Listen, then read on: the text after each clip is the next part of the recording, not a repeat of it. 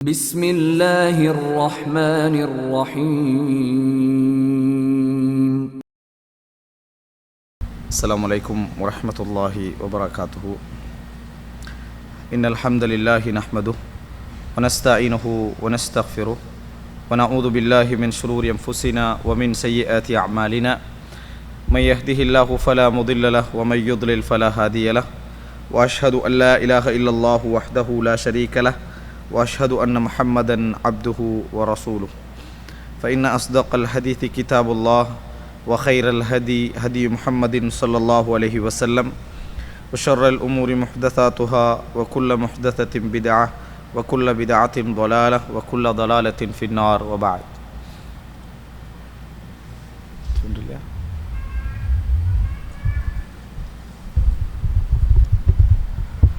அன்புள்ள சகோதரர்களே, இன்றைய இந்த மார்க்க வகுப்பிலே எமது அஹ்லாக்குகளோடு எமது நற்குணங்களோடு சம்பந்தப்பட்ட பணிவான வாழ்வும் இறைவன் தரும் உயர்வும் என்கின்ற ஒரு தலைப்பில் ஒரு சில முக்கியமான செய்திகளை இந்த இடத்திலே நான் ஞாபகப்படுத்திக் கொள்ளலாம் என்று நினைக்கின்றேன்.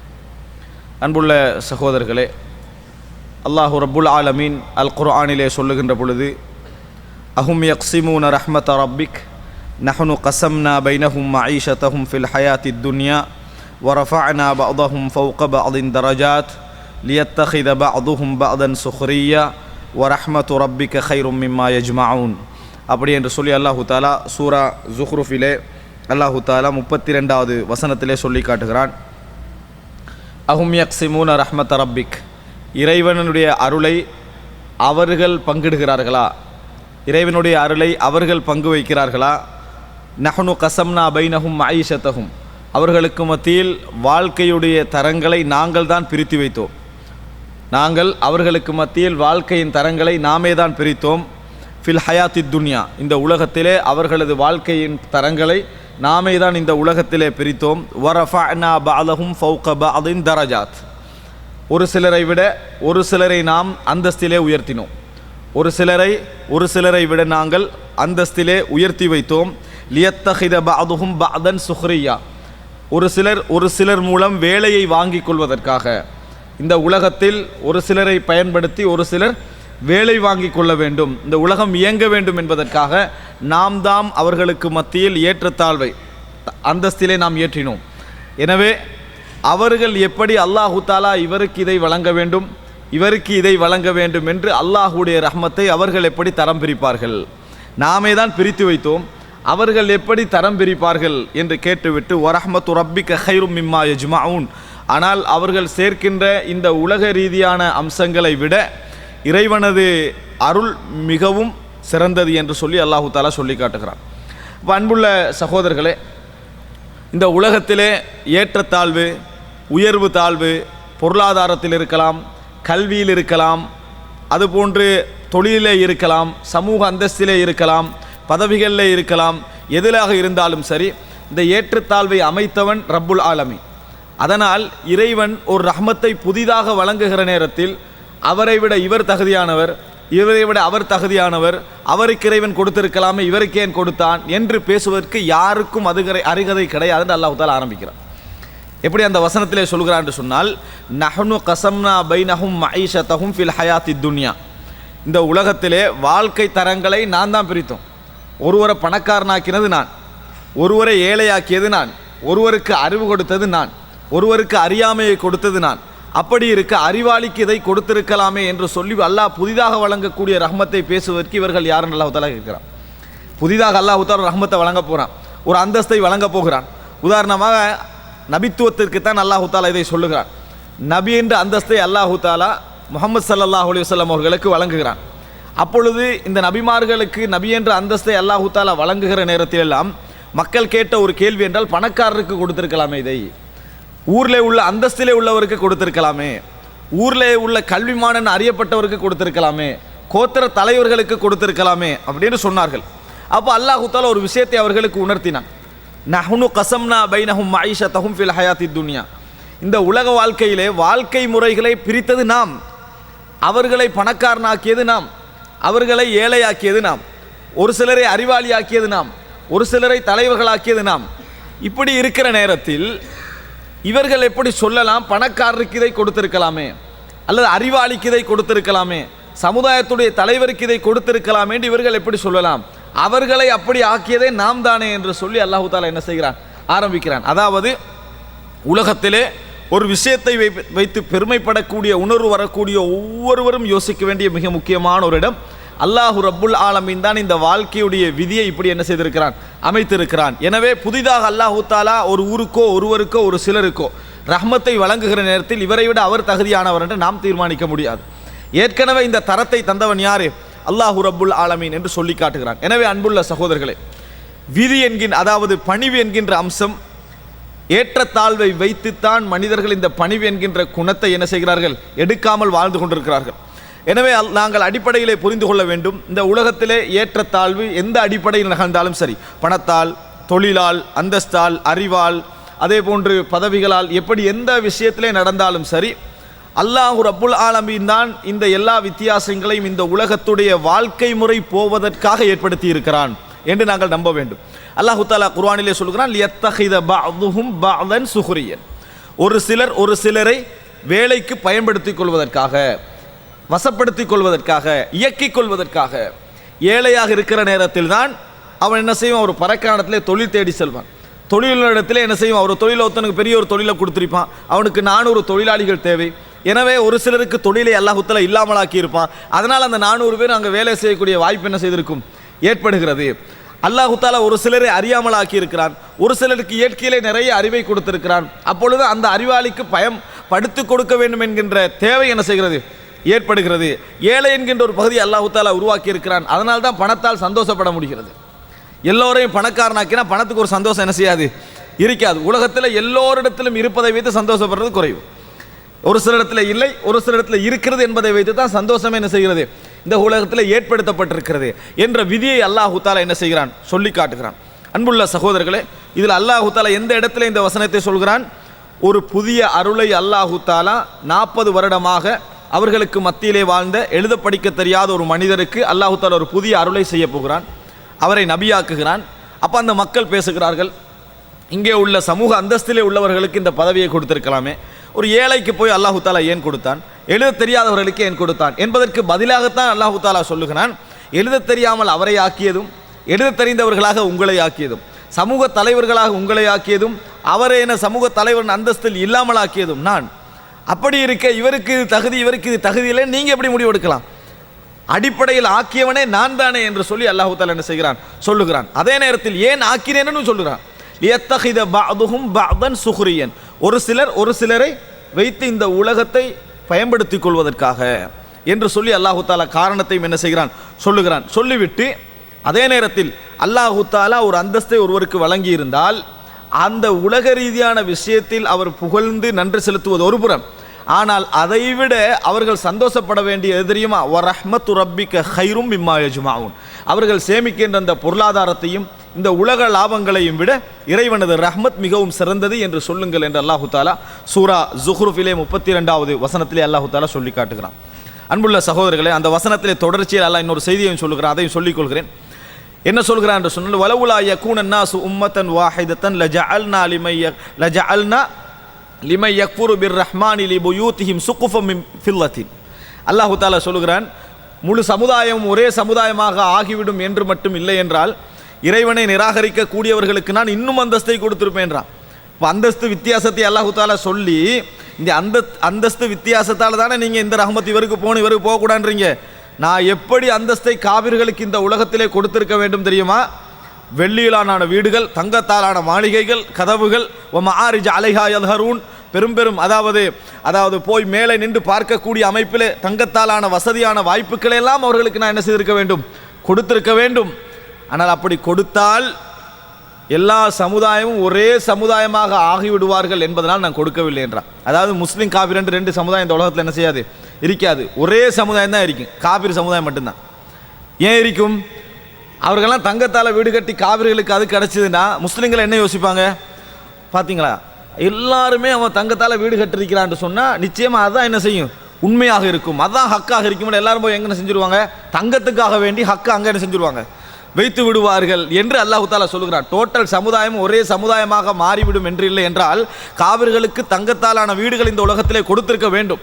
ஆனால் எல்லாரும் ஒரேடியாக மாறக்கூடாது என்பதற்காக வேண்டி பிரித்து நான் கொடுக்கிறேன் என்று அல்லாஹ் தஆலா என்ன செய்கிறான் சொல்லுகிறான். எனவே அன்புள்ள சகோதரர்களே, ஏற்றத்தாழ்வு உலகத்திலே கிடைக்கக்கூடிய அந்தஸ்தை வைத்து அல்ல நாங்கள் என்ன செய்ய வேண்டும், உண்மை பொய்யை தீர்மானிக்க வேண்டும் என்று அல்லாஹ் தஆலா சொல்லி காட்டுகிறேன். எனவே முதல் அடிப்படை இஸ்லாம் எங்களுக்கு சொல்லித்தரக்கூடிய விஷயம், நாம் ஏன் பணிவாக இருக்க வேண்டும், நாம் ஏன் விட்டு கொடுக்க வேண்டும், நாம் ஏன் தாழ்ந்து செல்ல வேண்டும், நாம் ஏன் மன்னிக்க வேண்டும் என்று சொன்னால், எமக்கு கிடைத்திருக்கக்கூடிய இந்த உலக ரீதியான நியாமத்துக்களும் எமது முயற்சியல்ல முதல் காரணம். எமது முயற்சியல்ல முதல் காரணம். நாங்கள் பெருமை அடிப்பதற்கோ நாங்கள் பணிந்து செல்லாமல் இருப்பதற்கோ எமது முயற்சியல்ல முதல் காரணம். முதலாவது அல்லாஹு தஆலா இவருக்கு ஹைரு கிடைக்க வேண்டும் என்று நாடி இருக்கிறான். இதுதான் முதல் காரணம். அந்த நாட்டத்தை அல்லாஹு தஆலா தனது நீதிக்கேற்ப சிலருக்கு சிலதையும் என்ன செய்திருக்கிறான், நாடி இருக்கிறான். எனவே பணிவு என்ற அந்தஸ்தை அல்லாஹ் முதலாக சொல்வதற்கு உணர்த்தக்கூடிய முதல் அம்சம் இதுதான். பணிவு என்ற விஷயங்கள் எப்படி வரும், என்ன வரும் என்பதை இரண்டாவது சொல்லுகிறேன். முதலாவது எங்களோட மனதில் என்ன ஏற்படணும் தெரியுமா, எங்கே நம்மளுக்கு பெருமை போன்ற சிந்தனைகள் அல்லது பணிவுக்கு முரணான நிறைய சிந்தனைகள் இருக்கின்றன. பணிவுக்கு முரண் பெருமை மட்டுமல்ல, நிறைய இருக்கின்றன. அதெல்லாம் நான் படிப்படியாக சொல்லுவேன். பெருமை என்கின்ற சிந்தனை எங்கெல்லாம் எங்களுக்கு ஏற்படுகிறதோ அல்லது பணிவுக்கு முரணான சிந்தனைகள் எங்கெல்லாம் ஏற்படுகிறதோ அங்கெல்லாம் நாங்கள் உணர வேண்டிய, மனதுக்கு உணர்த்தி கொள்ள வேண்டிய ஒரு விஷயம் என்ன தெரியுமா, இந்த உலகத்திலே நான் அடையாளப்படுத்தப்படுவதற்கு அல்லாஹு தஆலா எனக்கு அருளி இருக்கின்ற அருள்கள் அனைத்தும் முதலாக இறைவனுடைய நாட்டம்தான் அது எனக்கு கிடைப்பதற்கான காரணம். இந்த உலகத்தில் எது கிடைத்திருந்தாலும் சரி, புகழ் கிடைக்கிறது, சிலருக்கு ஒன்றுமே இருக்காது ஆனால் புகழோடு இருப்பான், ஒன்றுமே இருக்காது, அவன் என்ன செஞ்சேன்னு இருக்காது, அவனுக்கு என்ன இருக்கும், புகழ் என்கின்ற ஒன்று என்ன செய்யும், எங்கே இருக்கும், ஒன்றுமே இருக்க மாட்டாங்க. கிட்டத்தட்ட ஒரு 20 அமைப்பில் தலைவராக இருப்பார். எத்தனை 20 அமைப்பில் தலைவராக இருப்பார். என்னடா செஞ்சேன்னு ஒன்றுமே செஞ்சிருக்க மாட்டார், ஆனால் 20 அமைப்பில் தலைவர், 40 அமைப்பில் என்னது தலைவர். என்ன செஞ்ச, சமுதாயத்துக்கு ஒன்றுமே செஞ்சது கிடையாது, சமுதாயத்துக்கு ஒரு வசனம் என்னது பேசியது இல்லை. ஆனால் அந்த புகழ் எப்படி கிடைக்கிறது, அது சிலருக்கு அல்லாஹ் தஆலா கொடுத்திருக்கக்கூடிய ஒரு அம்சம். எங்கே போனாலும் என்ன செய்வார், அவர் தான் இருப்பார் என்கின்ற அமைப்பில் அல்லாஹ் தஆலா அதுக்கு ஒரு ஆற்றல் இருக்கணும். சும்மா எல்லாம் போக இயலாது, அதுக்கு ஒரு ஆற்றல் இருக்கணும். அல்லாஹ் தஆலா கொடுத்திருப்பான். சிலருக்கு என்ன செய்திருப்பான், நிறைய அறிவை அல்லாஹ் ரப்புல் ஆலமீன் கொடுத்திருப்பான். சிலருக்கு நிறைய பணத்தை, இவன்லாம் கையெழுத்திட தெரியாது என்று சொல்கின்ற அளவில் உள்ளவர்களுக்கு எப்படி இவன் சம்பாதிச்சான்னு கேள்வி கேட்கக்கூடிய அளவுக்கு என்ன அவன் பணக்காரனாக இருப்பான். ஆனால் படித்து அவனோட இருந்து கஷ்டப்பட்டு படித்தோத்தே அவன்கிட்ட அக்கௌண்ட்டை நான் வேலை செஞ்சுக்கிட்டு இருப்பான். இவன் எப்படி மாறினான்றது என்னது புரிய முடியாத ஒரு புதிராக இருக்கும். எனவே அல்லாஹ் தஆலா ஒரு சிலருக்கு கொடுக்க நாடிவிட்டால் எப்படியெல்லாம் கொடுப்பான் என்பதை அவர் உணர்ந்து கொள்ள வேண்டும். அல்லாஹ் என்னிடமிருந்து எடுக்க நாடினாலும் ஒரு செகண்ட் அவனுக்கு என்னது போதுமானது என்று உணர்ந்தான்னு சொன்னால் நிறைய பணிவோடு இருப்பான். நிறைய என்ன செய்வான், அவனுக்கு பணிவு என்கின்ற உணர்வு வரும். தந்தது அல்லாஹ், எடுப்பதும் அல்லாஹ் என்கின்ற மன உணர்வு முதலாவது வர வேண்டும். இல்லைன்னா பணிவு வராது. நாம் எவ்வளோதான் பணிவாக இருக்கணும்னு பேசினாலும், பணிவால் உள்ள சிறப்பு என்று பேசினாலும், இந்த கன்செப்டை உணரலைன்னு வைங்களேன், எங்களால் என்ன செய்யாது, ஒரு நாளும் பணிவு என்கின்ற அந்த இடத்திற்கு போக முடியாது. தந்தவனை உணர்ந்தால்தான் பணிவென்ற உணர்வு என்ன செய்யும் வரும். எமது முயற்சியில் எமது திறமைகளை மட்டும் எங்களுக்கு நம்பிக்கை தான் என்ன செய்யாது, பணிவு என்கின்ற உணர்வு வராது என்பதை அடிப்படையாக நாங்கள் புரிந்து கொள்ள வேண்டும். சூரா ஸுஹ்ருஃப் வசனம் 32. அல்லாஹு தஆலா ஏழைகளுக்கு நபி, அதாவது ஏழையாக இருந்த முஹம்மது ஸல்லல்லாஹு அலைஹி வஸல்லம் அவர்களுக்கு நபி பட்டத்தை கொடுக்கிறார். சமுதாயத்தோடு மற்ற ஏழை என்று சொன்னால் ரசூல் ஸல்லல்லாஹு அலைஹி வஸல்லம் மதீனாவுடைய ஏழ்மை தன்மையோடு ஒப்பிடக்கூடாது. அங்கே உள்ள வசதியாளரோடு ஒப்பிடுகின்ற நேரத்தில் ரசூல் ஸல்லல்லாஹு அலைஹி வஸல்லம் என்னது, அவரிடத்தில் ஒன்றுமே இல்லை என்று சொல்ல வேண்டும். ஏன்னால் கதீஜா ரலியல்லாஹு அன்ஹா அவருடைய வியாபார கூட்டத்தை அவர் போய் பிஸ்னஸ் பண்ணி அதில் கிடைக்கிறத வச்சு தான் என்ன செஞ்சார், வாழ்ந்து கொண்டு. ஆனால் பெரும் பணக்காரலாம் என்ன செய்தாங்க, அந்த சமுதாயத்தில் இருந்தார்கள். அப்படி இருக்கிற நேரத்தில் நபித்துவத்துக்கு அல்லாஹ் இவரை தெரிவு செஞ்சுட்டான். அது எங்களுக்கு தான் கிடச்சிருக்கணும்னு அவங்க என்ன செஞ்சாங்க, பேசினார்கள். அதுக்கு நீங்கள் தகுதியே இல்லை, அந்த மாதிரி பேசுவதற்கு நீங்கள் தகுதியே இல்லை என்ற இடத்துல தான் அல்லாஹ் தஆலா இந்த வசனத்தை என்ன செய்கிறான், இறக்குகிறான். எனவே அன்புள்ள சகோதரர்களை, முதல் அம்சம் பணிவென்கின்ற உணர்வு வருவதற்கு முதலாவது எம்மிடத்தில் இருக்கக்கூடிய எல்லாமே எம்முடையது அல்ல என்கின்ற மனப்பான்மை வர வேண்டும். எம்மிடத்தில் இருக்கக்கூடிய எதுவுமே எம்முடையதல்ல, யாருக்கோ சொந்தமானது அவன் என்ன செய்திருக்கிறான், தந்திருக்கிறான் என்கின்ற மனோபக்குவம் எங்களுக்கு வர வேண்டும். அன்புள்ள சகோதரர்களே, குர்ஆன் அடிக்கடி வலியுறுத்தக்கூடிய இந்த பணிவு என்கின்ற மனப்பான்மைக்கு இது ஒரு அம்சம். இன்னொன்று, பணிவாக நாங்கள் போகாமல் இருப்பதற்கு என்ன காரணம், உயர்விலே ஏற்படக்கூடிய சந்தோஷம், பெருமை, அதிலே உள்ள திருப்தி, அதானே காரணம். ஆனால் குர்ஆனில் நீங்கள் பார்க்கலாம், நிறைய இடங்களில் அல்லாஹு தஆலா அதாவது பணிவு என்பதை இந்த பொருள் ரீதியாக, அதே போல கௌரவ ரீதியாக, இது போன்ற கிடைக்கக்கூடிய அந்த விதமான உயர்வுகளை அல்லாஹு தாலா மிகவும் என்ன செய்கிறான், விமர்சித்து அதில் உள்ள பெருமதியை குறைத்து எவருக்கு அதாவது சமூக ரீதியான ரிஃஅத்துல் மஅனவியா என்று சொல்வார்கள், அதாவது எப்படி இவருக்கு இந்த உயர்வு கிடைக்கிறது என்று தெரியாமல் அல்லாஹு ரப்புல் ஆலமீன் ஒரு உயர்வு ஒன்றை தருவான். அல்லாஹு ரப்புல் ஆலமீன் புறத்திலிருந்து ஒரு கண்ணியம் ஒன்று வரும், அல்லாஹு ரப்புல் ஆலமீன் புறத்திலிருந்து ஒரு மரியாதை ஒன்று வரும், அல்லாஹு ரப்புல் ஆலமீனுடைய புறத்திலிருந்து அல்லாஹ்வுடைய ஒரு விருப்பம் ஒன்று என்ன செய்யும், ஏற்படும். அதை விரும்புமாறு அல்லாஹு தாலா சொல்கிறான். எதை விரும்ப வேண்டும் என்று, எனக்கு இந்த உலகத்தில் இறைவன் தந்திருக்கக்கூடிய ஒன்றை பயன்படுத்தி எனக்கு புகழ் கிடைக்கின்ற அந்த எண்ணத்தை விட்டுவிட்டு இறைவனாக என்னை உயர்த்த வேண்டும். அதாவது நான் பணத்தோடு இருக்கிறேன், புகழோடு இருக்கிறேன், அறிவோடு இருக்கிறேன், அந்தஸ்தோடு இருக்கிறேன், ஆட்சியோடு இருக்கிறேன், இதன் மூலம் புகழ் என்பதை விட சொல்கிறான் அல்லாஹ் தஆலா. அதை மனதிலிருந்து விட சொல்கிறான். எதன் மூலம் எனக்கு உயர்வு கிடைக்க வேண்டும் என்று நினைக்க வேண்டும், அல்லாஹு ரப்புல் ஆலமீன் என்னை உயர்த்த வேண்டும். எந்த ரீசன் நம்மளுக்கு நடுவில் என்னது இல்லை, இறைவன் என்னை உயர்த்த வேண்டும். இந்த ரிஃஅத்துல் மஅனவியா என்று சொல்லக்கூடிய இதை அல்லாஹு ரப்புல் ஆலமீன் அடிக்கடி குர்ஆனிலே சொல்லி காட்டுகிறான். ரஃபஅ என்ற அரபு சொல் இருக்கிறதே, உயர்த்துவதற்கு பயன்படுத்தக்கூடிய சொல். அல்லாஹு தஆலா உலகியல் ரீதியாக ஒருவருடைய விஷயத்தை உயர்த்துவதை பயன்படுத்துகிறான். அது அல்லாஹுடைய மறுமைக்கான கணக்கு அல்ல, இந்த உலகத்தில் அவருக்கான கணக்கு. ஆனால் அல்லாஹு தஆலா சில இடங்களில் இந்த உயர்வை யூஸ் பண்ணுகிறான், அது இந்த உலகத்திற்கும் மறுமைக்கும் சேர்த்து அல்லாஹு தஆலா வைக்கக்கூடிய ஒரு கணக்கு. அல்லாஹு தஆலா சொல்லுகிறான், யர்ஃபா இல்லாஹுல்லதீன ஆமனு மின்கும் வல்லதீன ஊதுல் இல்ம தரஜாத். உங்களில் எவர்கள் ஈமான் கொண்டிருக்கிறார்களோ அவர்களையும், எவர்களுக்கு அறிவு கொடுக்கப்பட்டிருக்கிறதோ அவர்களையும் அல்லாஹு தஆலா உயர்த்துவான் அப்படின்னு சொல்கிறான். உங்களில் எவர் ஈமான் கொண்டிருக்கிறார்களோ அவரையும், எவர்கள் அறிவு கொடுக்கப்பட்டிருக்கிறார்களோ அவர்களையும் அல்லாஹு ரப்புல் ஆலமீன் உயர்த்துவான் என்று அல்லாஹு தஆலா சொல்லுகிறான்.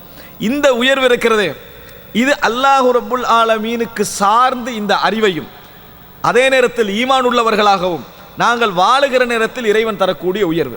இதற்கு உலக பொருளாதாரம் காரணமாக இருக்காது, உலகத்திலே நாம் அறிவாளி என்ற பெருமை காரணமாக இருக்காது, சமூக அந்தஸ்து காரணமாக இருக்காது, அல்லது அந்தஸ்துள்ளவர்களோடு பழகியது காரணமாக எதுவும் இருக்காது. ஆனால் அல்லாஹு தஆலா அவரை உயர்த்துவதற்கான அனைத்து வழிகளையும் என்ன செய்வான், சமைப்பான், எடுத்துக் கொடுப்பான். அன்புள்ள சகோதரர்களே, இந்த வாக்கு அல்லாஹுடைய வாக்கு. எனவே ஈமான் உள்ள ஒவ்வொருவரும் தனது ஈமானை பரிசோதித்து தான் சரியான ஈமானிலே தான் இருக்கிறேன் என்ற உறுதி இருந்தால் அவர் எதை நம்ப வேண்டும், அல்லாஹ் என்னை உயர்த்திய தீர்வான் என்பதை நம்ப வேண்டும். அது யார் யாராக இருந்தாலும் சரி, எவருக்கு மேலாக இருந்தாலும் சரி, அல்லாஹு தஆலா என்னை உயர்த்திய தீர்வான். காரணம் நான் ஈமானோடு இருக்கிறேன், காரணம் நான் ஈமானோடு இருக்கிறேன். இரண்டாவது என்ன காரணம், நான் இல்மோடு இருக்கிறேன். ஒன்றில் ஈமான், ஒன்றில் இல்ம். இந்த ரெண்டோடு இருந்தால் அல்லாஹு தஆலா என்ன செய்வான், உயர்த்திய தீர்வான் என்கின்ற நம்பிக்கை நம்மிடத்திலே வர வேண்டும். யர்ஃபா இல்லாஹுல்லதீன ஆமனு மின்கும் வல்லதீன ஊதுல் இல்ம தரஜாத்.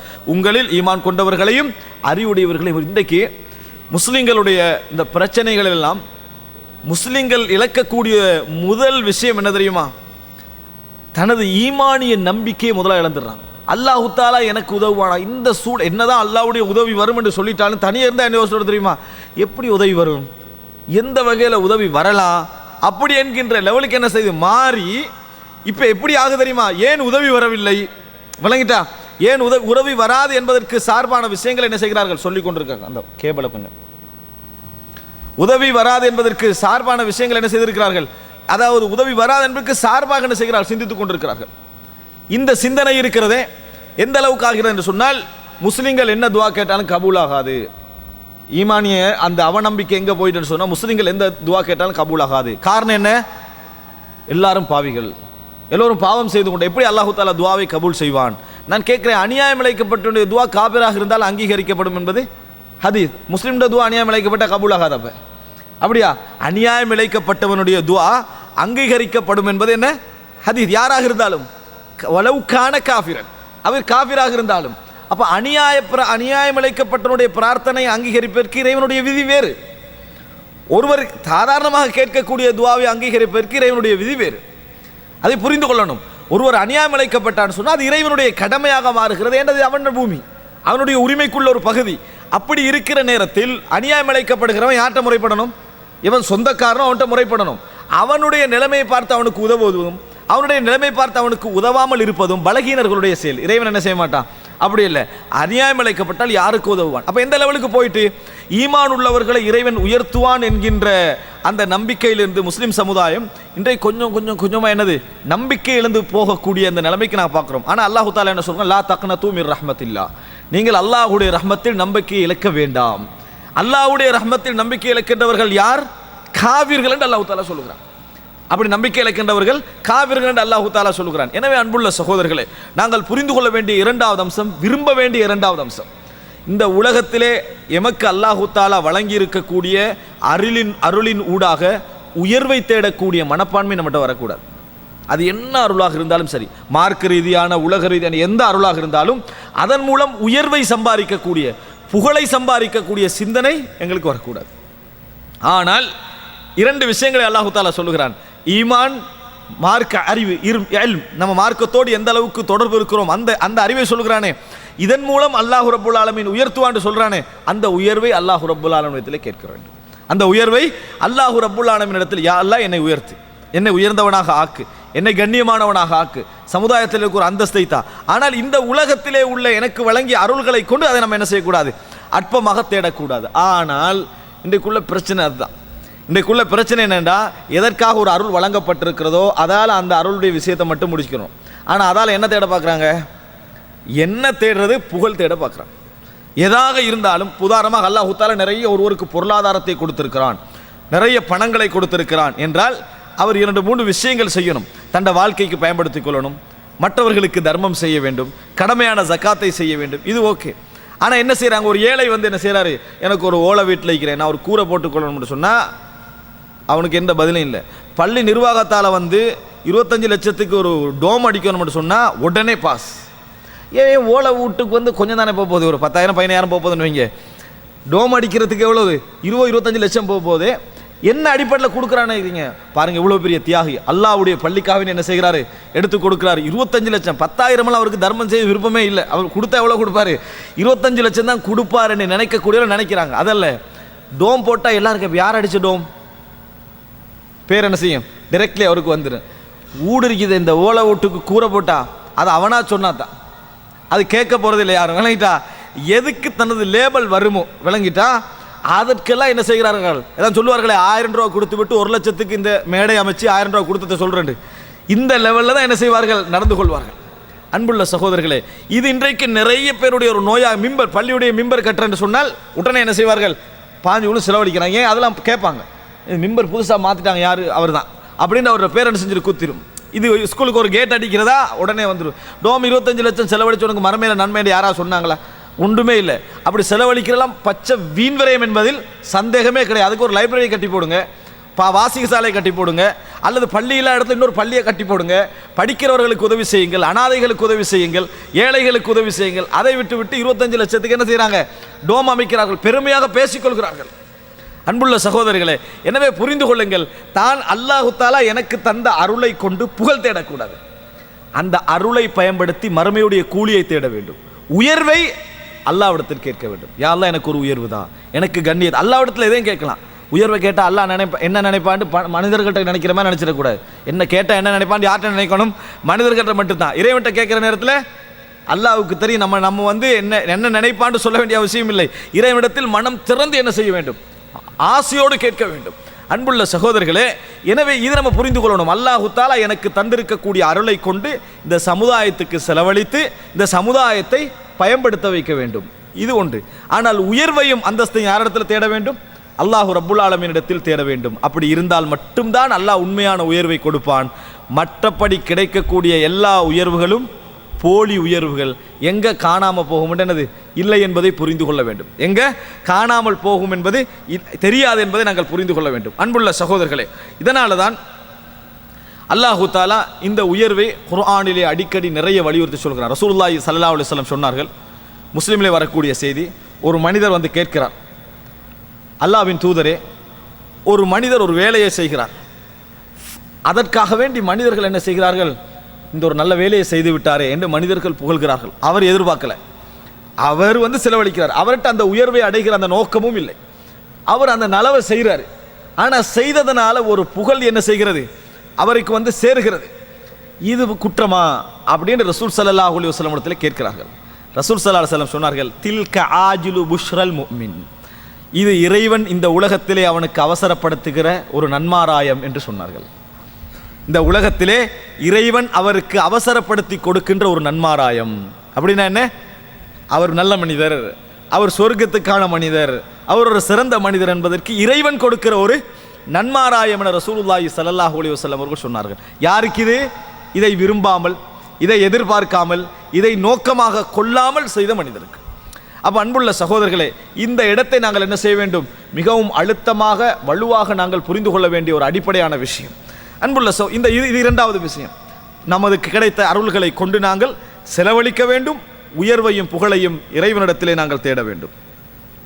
அன்புள்ள சகோதரர்களே, இந்த பணிவு என்கின்ற மனப்பான்மை இன்றைக்கு உலகத்தில் யாரிடத்திலே நம்ம கேட்டாலும் சரி, நம்ம பணிவாய்க்கிறோமான்னு கேட்டால் அவரோட வாழ்க்கையில் ஒரு 100 சம்பவம் சொல்லுவார் அவர் பணிவாக இருந்தது பற்றி. உலகத்தில் யாரை கேட்டாலும் எந்த நல்ல பண்பை நீங்கள் கேளுங்க, உலகத்தில் உள்ள எந்த பாவியாக இருந்தாலும் அவன் தன்ட்ட என்ன நினைக்கிறான்? தன்னிட்ட ஒரு 4 நல்ல பண்பு இருக்குது, என்கிட்ட பணிவு இருக்குது, பொறுமை இருக்குது, நல்லா ஆகவே கோபப்பட்டுக்கிட்டு இருப்பார். ஆனால் அவர் கூட என்ன நினைக்கிறார் தெரியுமா? நான் பெரிய வாழ்க்கையில் பொறுமைசாலி என்று தான் நினைக்கிறார். சுப்ஹானல்லாஹ், அல்லாஹு தஆலா எப்படி ஒரு மனிதனுடைய அந்த செட்டப்பை படைத்திருக்கிறான் பாருங்க. எடுத்ததுக்கெல்லாம் கோபப்படுறவராய்ப்பார். ஆனால் அவர் என்ன நினைப்பார்? தன்னை பற்றி மிகப்பெரிய பொறுமைசாலியாக தான் நினைப்பார். அவர் அதை அதாவது திருத்திக் கொள்வதற்கு சிந்தனையை உபயோகித்தாலே தவிர அவரால் என்ன செய்ய முடியாது? திருத்திக் கொள்ள முடியாது. சிந்தனை உபயோகித்தாலே தவிர இந்த உலகத்தில் எந்த மாற்றமும் சிந்தனையை உபயோகித்து வருமே தவிர சாதாரணமாக என்ன செய்யாது? வராது. பணிவும் அதுதான். பணிவும் என்ன செய்றாரு? அவர் 4 விஷயம் விட்டு கொடுத்திருப்பார். 4 விஷயம் விட்டு கொடுத்திருப்பார். அந்த விட்டு கொடுப்பை தான் பணிவாக என்ன செய்வார்? அவர் நினைப்பார். ஆனால் இறைவனிடத்தில் இவர் பணிவாக இருக்கிறாரா இல்லையா என்பதற்கு கணக்கு வேறு. இவர் விட்டு கொடுத்த இடம் இவருக்கு உலகத்தில் நஷ்டத்தை ஏற்படுத்தியதா இல்லையா? இன்னொருவரும் இவரும் நிற்கிற இடத்தில் நானா நீயா என்ற இடத்தில் விட்டு கொடுத்தாரா இல்லையா? இது அல்லாஹ்விடத்தில் ஒரு கணக்கு என்ன செய்கிற இருக்குது. விட்டு கொடுத்துட்டு போயிடுவாங்க. சம்பந்தம் இல்லாட்டி என்ன செய்வார்கள்? விட்டு ஜனாதிபதியை மன்னிக்கிற மாதிரி தான். ஜனாதிபதி நம்மளுக்கு ஒரு ஏதாவது ஒன்று செஞ்சுட்டாருவீங்களே, நான் ஜனாதிபதியை மன்னித்து விட்டேன் அப்படின்னு சொல்ல, அதுக்கும் ஜனாதிபதி ஒரு ஆளை மன்னிப்பதற்கும் வித்தியாசம் இருக்கிறதா இல்லையா? 2 மன்னிப்பு தான், 2 மன்னிப்பு தான். ஆனால் இந்த மன்னிப்புக்கும் அந்த மன்னிப்புக்கும் வித்தியாசம் இருக்கிறது. இறைவனிடத்தில் அதே போல எல்லா விஷயத்துக்கும் ஒரு அளவுகோல் என்ன செய்கிறது? இருக்கிறது. எனவே அன்புள்ள சகோதரர்களே, நாம் பணிவோடு இருக்கிறோமா இல்லையா என்பதை நம்ம தனிமையிலிருந்து நம்மளே யோசிச்சு நாம் பணிவான வேண்டி யோசிக்கிறது இல்லை. முரண்படுகிற இடங்களில், நம்மளுக்கு கோபம் வரக்கூடிய இடங்களில், நம்ம கொந்தளிக்கக்கூடிய இடங்களில், நீயா நானாண்டு போட்டி வரக்கூடிய இடங்களில் எல்லாம் நம்ம விட்டு கொடுத்திருந்தால், அதுவும் மிகப்பெரிய நஷ்டம் வரக்கூடிய இடங்களில் நம்ம விட்டு கொடுத்திருந்தால், அங்கே தான் நம்ம என்னது? பணிவுள்ளவன் என்ற உணர்வுக்கு நாங்கள் வர வேண்டும். ஆனால் நிறைய பேர் அந்த இடங்களெல்லாம் என்ன செஞ்சிருப்பாங்க? தோல்வி அடைந்திருப்பார்கள். சமூகத்தில் பொறுமைசாலி, வீட்டில் சண்டைக்கு அந்த ஆள் தான் என்ற லெவலில் என்ன செய்யும்? குடும்பத்தில் இருக்கும். சமூகத்தில் பொறுமைசாலி, சமூகத்தில் பணிவானவர், வீட்டுக்கு வந்து அந்த ஆளை போல ஒரு பெருமையான ஆள் என்னது இல்லை என்று சொல்கிற லெவலில் என்ன செய்யும்? இருக்கும் என்பதை நாங்கள் புரிந்து கொள்ள வேண்டும். அன்புள்ள சகோதரர்களே, நாங்கள் பார்க்கிறோம், இதனால தான் பணிவு என்ற செய்திக்கு மிகவும் எதிரானதும் பணிவு என்ற செய்திக்கு முரணான ஒரு அம்சமும் முதல் அம்சம் எது? பெருமை. பணிவை பாதிக்கக்கூடிய முதல் அம்சம் என்ன? பெருமை என்பதை நாங்கள் புரிந்து கொள்ள வேண்டும். பாருங்கள், சஹீஹ் முஸ்லிமிலே 6880 இலக்கம் சஹீஹ் முஸ்லிமிலே வரக்கூடிய செய்தி. அபூ ஹுரைரா ரலியல்லாஹு அன்ஹு அறிவிக்கிறார்கள், இதா கால ரஜுலு ஹலக்கன் நாஸ் ஃபஹுவ அஹ்லகுஹும். அற்புதமான ஒரு ஹதீஸ். யாராவது ஒருவர் மனிதர்கள் அழிந்து விட்டார்கள், எல்லாரும் நாசமா போயிட்டாங்க, எவன் தான் எனக்கு உருப்படி ஆகிறான், எல்லாரும் கள்ளன் அப்படி என்று யாராவது சொன்னான்டா அவன்தான் மனிதர்களிலே மிக மோசமானவன் என ரசூலுல்லாஹி ஸல்லல்லாஹு அலைஹி வஸல்லம் சொன்னார். எப்படி? யாராவது ஹலக்கன் நாஸ், எல்லாரும் மக்கள் இன்றைக்கு நிறைய பேர் எடுத்தா என்ன பேசுவாங்க தெரியுமா? அது அவங்க பெருமைன்னே நினைக்கிறாங்களா? அது பெருமைதான். என்ன பேசுறாங்கன்னா, இன்றைக்கு இவன் தான் நல்லா இருக்கிறான், எல்லாருமே கள்ளன். ஏன்னா அவனுக்கு ஒரு செக் ரிட்டன் ஆகிக்கும், விளங்கிட்டான், அவன் போட்ட ஒரு செக் ரிட்டன் ஆகி, அதனால் ஊர் உலகத்தில் எல்லாருமே என்னது கல்லைன்னு அவன் முடிவெடுத்துடுறான். அவன் எங்கேயாவது நஷ்டப்பட்டிருப்பான். இன்றைக்கு பிஸ்னஸ் செய்கிறவன் எல்லாருமே உருப்பட மாட்டான் அவன் பட்ட நஷ்டத்துக்கு, விளங்கிட்டான். இன்றைக்கு இப்படி எல்லா விஷயத்தில் என்ன செய்வார்கள்? ஒரு முடிவெடுத்துருவார்கள். இப்படி முடிவெடுத்தால் யாராவது இப்படி எல்லா மக்களையும் சேர்த்து எல்லோரும் அழிந்து விட்டார்கள், எல்லாரும் நாசமாக போயிட்டாங்க, எல்லாரும் கெட்டு போயிட்டாங்க, யாரும் உருப்பட மாட்டான், இப்படி சொன்னால் மிகவும் மோசமான அவர்களில் இவன் தான் ரசூல் ஸல்லல்லாஹு அலைஹி வஸல்லம். சஹீஹ் முஸ்லிமில் வரக்கூடிய செய்தி. ஏன் இவனுக்கு அப்படி வருது சொல்லுங்க பாப்போம்? நான் நல்லவன் என்கின்ற உணர்வு அவனோட ஆள் மனதில் பதிவதனால தான் அவனுக்கு இந்த பேச்சு என்ன செய்கிறது? வருகிறது. இது எதற்கு? சுய திருப்தி, ஒரு சுய பெருமை அவனது உள்ளத்தில் இருப்பதனால் வருகிறது. ரசூலுல்லாஹி ஸல்லல்லாஹு அலைஹி வஸல்லம் சொன்னார்கள், அன்புள்ள சகோதரர்கள், எல்லா பெருமையும் ஒரே வகை அல்ல, எல்லா பெருமையும் ஒரே வகை அல்ல. சிலரை பார்த்தீங்கன்னா பெருமை அடிக்கிற மனுஷன் மாதிரியே விளங்காது, சிலரை பார்த்தீங்கன்னா பெருமை அடிக்கிற மனிதன் மாதிரியே விளங்காது. நடந்தால் புல்லு கூட என்ன செய்யாது, பணியாத அளவுக்கு அழகான அமைதியான மனிதராக போவார். ஆனால் உள்ளத்தில் பெருமை என்ன செய்யும்? உச்சகட்டத்தில் இருக்கும். அதுக்கு ரசூல் ஸல்லல்லாஹு அலைஹி வஸல்லம் சொன்னார்கள் உஜுப் என்று சொன்னார்கள். உஜுப். நபியவர்கள் சொன்னார்கள், நீங்கள் பாவம் செய்வதை நான் பயப்படவில்லை. பாவங்களை அவ்வளவு கண்டித்த ரசூல் ஸல்லல்லாஹு அலைஹி வஸல்லம், அதற்கு எவ்வளவு பெரிய தண்டனை இருக்கிறது என்று சொன்ன ரசூல் ஸல்லல்லாஹு அலைஹி வஸல்லம் சொல்கிறார்கள், லா அக்ஷா அலைக்கும் அன் துஸ்னிபு, நீங்கள் பாவம் செய்வதை நான் பயப்படவில்லை. நான் அதிகம் பயப்படுவது பாவத்தை விட எதை தெரியுமா? நீங்கள் பாவம் செய்யாமல் இருந்து நான் பாவியல்ல என்ற சுய திருப்தி உங்களுக்கு வருமே, அதை நான் பயப்படுகிறேன் சொன்னார். அதை நான் பயப்படுகிறேன் என்று சொன்னார்கள். ரசூல் ஸல்லல்லாஹு அலைஹி வஸல்லம் இடத்தில் ஒரு மனிதர் வருகிறார். அவர்களிடத்தில் வருகிற நேரத்தில் ரசூல் ஸல்லல்லாஹு அலைஹி வஸல்லம் இவர் கெட்ட மனிதர், மோசமான மனிதர் என்று ரசூலுல்லாஹ் சொல்லிடுறாங்க. அவர் வாராரு, சலாம் சொல்றாரு, ரசூலுல்லாஹ்களுக்கு முன்னால் அமர்றார். ரசூலுல்லாஹ் சொல்றாங்க, நீங்கள் இங்கே வருகிற நேரத்தில் இவர்கள் எல்லோரை விட நான் சிறந்தவன் என்கின்ற எண்ணம் உங்களுக்கு ஏற்பட்டதா இல்லையான்னு கேட்டான். அவர் ஆமென்று சொன்னார். அவர் என்ன சொன்னார்? ஆமென்று. அப்படின்னா என்ன? நேர்மையானவர், உண்மையானவர். தனக்கு பெருமை ஏற்பட்டால் கூட என்ன செஞ்சிருவாரு? வெளியே சொல்லிடுவார். இந்த மனோபாவம் அவருக்கு உள்ளத்துக்குள்ள என்ன ஏற்படுத்தி தெரியுமா? நான் இதில் கூட நான் போய் சொல்லாத பார்த்தீங்களா, நான் என் உள்ளத்தில் வந்த கெட்ட எண்ணத்தை கூட வெளிப்படையாக அப்படி வந்தது என்று ஏற்றுக்கொள்ளக்கூடிய அளவுக்கு நான் என்னது திருப்தியானவன், நல்லவன் என்கின்ற மனோபக்குவம் அவருக்கு என்ன செய்தது? ஏற்பட்டது. அதனால ரசூல் ஸல்லல்லாஹு அலைஹி வஸல்லம் சொன்னார்கள், நீங்கள் பாவம் செய்வதை நான் பயப்படவில்லை. ரசூல் ஸல்லல்லாஹு அலைஹி வஸல்லம் பாவத்தை நிறைய பயந்தாங்க, ஆனால் ஒப்பிட்டு சொல்றாங்க, பாவம் செய்வதை நான் பயப்படவில்லை, பாவம் செய்யாமல் இருந்து உங்களுக்கு உஜுப் வருமே, உள்ளத்திற்குள் ஒரு பெருமை வருமே, அதனை நான் பயப்படுகிறேன் என்று ரசூலுல்லாஹி ஸல்லல்லாஹு அலைஹி வஸல்லம் அவர்கள் சொன்னார்கள். எனவே அன்புள்ள சகோதரர்களே, நாங்கள் முதலாவது பணிவு என்ற அம்சத்துக்கு எதிரானது பெருமை. பணிவு வருமா இல்லை நீங்கள் பார்த்துட்டு இருக்கிறதையும் விட எதெல்லாம் எதிரானது அதை நீக்கி விட்டோம்னு சொன்ன மாட்ட பணிவு என்ன செஞ்சிடும்? அடிப்படையோடு வந்துடும். அன்புள்ள சகோதரர்களை, இன்னொரு செய்தியை பாருங்கள். நபி அவர்கள் இப்போ சொன்ன 2 விஷயங்கள் நான் சொல்லியிருக்கிறேன். ஒன்று, மக்கள் எல்லாம் மோசமானவர் என்று சொன்னால் அதிலே அவன் தான் என்ன செய்வான்? மிக மோசமானவனாக இருப்பான். காரணம், தனது நலவுகளையும் மற்றவர்களுடைய குறைகளையும் என்ன அவன் பழகி இருக்கிறான். இன்றைக்கு மனிதர்கள் எல்லோரும் எப்படி இருக்கிறாங்கன்னு சொன்னால், தனக்கு வாதியாகவும் மற்றவர்களுக்கு நீதிபதியாக இருக்கிறாங்கன்னு சொல்லுவாங்க. தனக்கு வாதி அப்படின்னா என்ன? தான் என்ன செஞ்சாலும் அதுக்கு சார்பாக வாதிக்கிற நிலைமையிலையும், மற்றவை என்ன செஞ்சாலும் அவனுக்கு தீர்ப்பு சொல்கிற நிலைமையிலையும் தான் இருக்கிறான். இதான் மனிதன் என்ன இயற்கையாக தண்டை என்ன செஞ்சேன், நான் செஞ்சேன், நான் பிள்ளை தான், ஏன் நான் செஞ்சேன் அப்படின்ற ஒரு விளக்கத்தை என்ன செஞ்சிடான்? தனக்கே உருவாக்கி தன்னை சமாதானப்படுத்திக் கொள்கிறான். அதே போன்று தன்னை எண்ணங்களாலும் மற்றவர்களை செயல்களாலும் தீர்ப்பளிக்கிறான். தன்னை எண்ணங்களால என்ன எண்ணமெல்லாம் தவறு செஞ்சிருப்பான், ஆனால் ஏன் என்ன காரணமாக அதை செஞ்சேன் அப்படி என்று ஒரு நியாயத்தை ஏற்படுத்தி தனது தவறுகளை நியாயப்படுத்திடுவான். ஆனால் மற்றவர்கள் தவறு என்ன செய்வாங்க, அவருடைய எண்ணத்தை பார்க்க மாட்டான். இப்படிப்பட்ட மனுஷன் இப்படி செய்யலாமா அப்படி என்று செயல்களால் மற்றவர்களுக்கு என்ன செய்வான்? தீர்ப்பு சொல்வான். அன்புள்ள சகோதரர்களே, இவைகளெல்லாம் ஒப்பிட்டு உள்ளத்திலிருந்து கலைஞ்சிடணும். பெருமையுடைய பகுதிகள் சாதாரணமானதல்ல.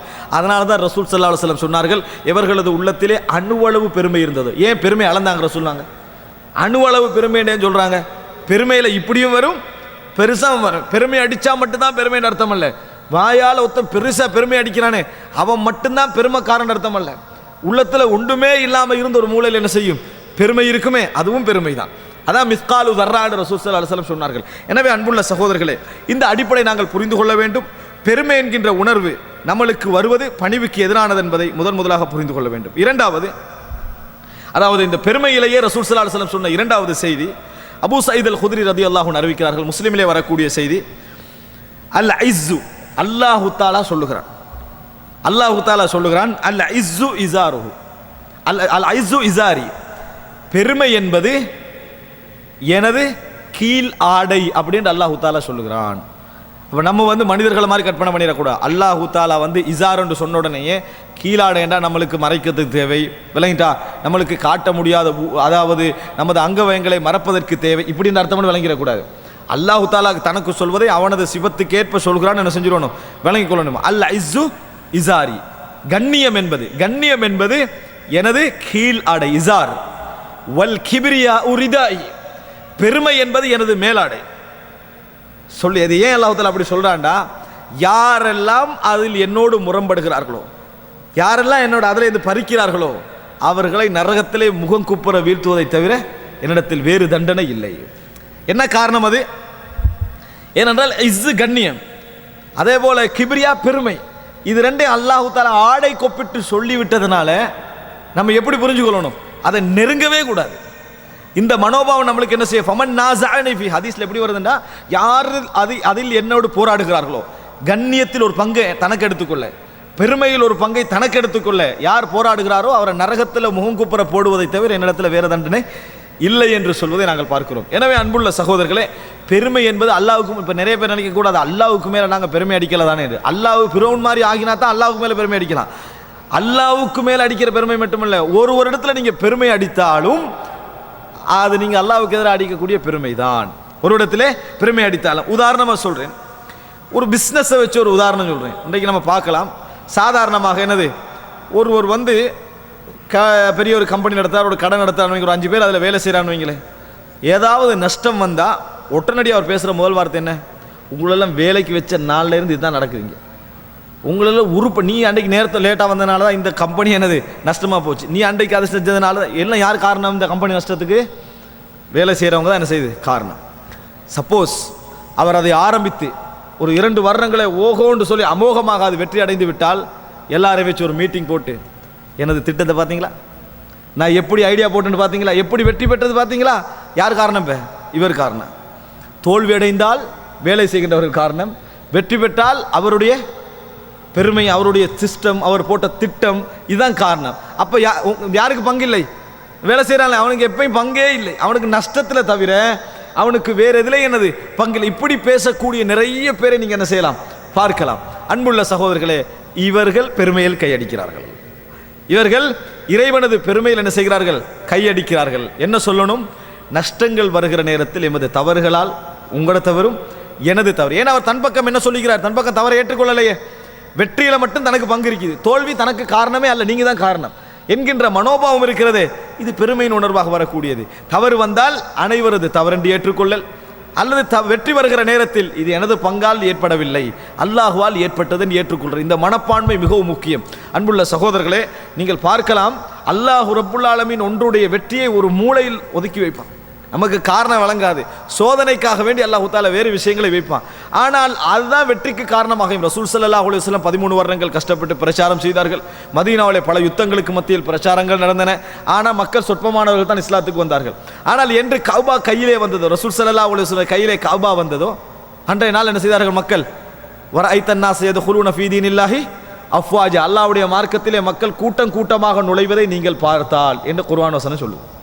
நான் கேட்கிறேன், ஏன் மக்கள் கூட்டம் கூட்டமாக நுழைஞ்சாங்க? அவர்களுக்கு அலம் தர கைஃப அந்த வருடத்தில் ரசூல் அங்கே பிறக்கிறாங்க. என்ன? யானை வருடத்தில். அந்த வருடத்தில் ரசூல் அங்கே பிறக்கிறாங்க. அவர்களுக்கு தெரியும், சிலைகள் 360 இருக்கிற நேரத்தில் இந்த காபத்துல்லாவை அல்லாஹ் தஆலா காப்பாற்றினான். இந்த காபத்துல்லாவை காப்பாற்றினான். எனவே இந்த காபத்துல்லாவை நெருங்க முடியாது என்ற நம்பிக்கை அந்த மக்கள்கிட்ட செஞ்சுட்டு 100க்கு 100% வளர்ந்துச்சு. அல்லாஹ் ரப்புல் ஆலமீனுக்கு தெரியும், இந்த சம்பவம் போதுமானது இவர்களை இஸ்லாத்துக்குள்ள நுழைவிப்பதற்கென்று. ஆனால் அல்லாஹ் சந்தர்ப்பம் வைப்பான்.